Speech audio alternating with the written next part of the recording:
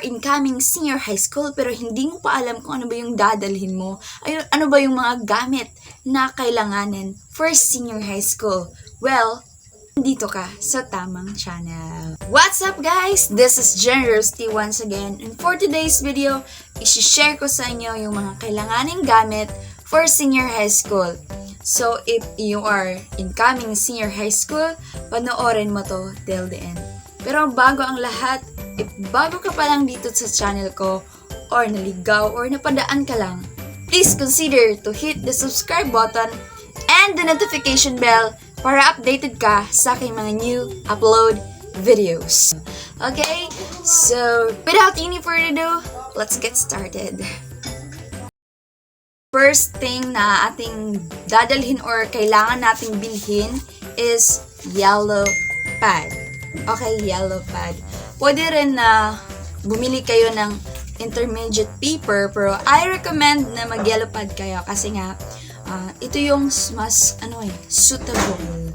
Yes, of course, ball pen. You should bring ball pen and you should bring extra ball pen para pag hindi gumana yung isa, may extra kayo. I recommend then na mag-binder kayo. It's for you na kayo rin kung mag-notebook kayo. Pero para sa akin, mag-binder na lang kayo kasi nga makapal yun and 9 pages yung binder. So, binder ang gagamitin nyo para mas gaan sa bag na dadalhin nyo. Erasure tape. So, hindi natin maiwasan na magkamali tayo. So, kailangan magdala tayo ng erasure tape.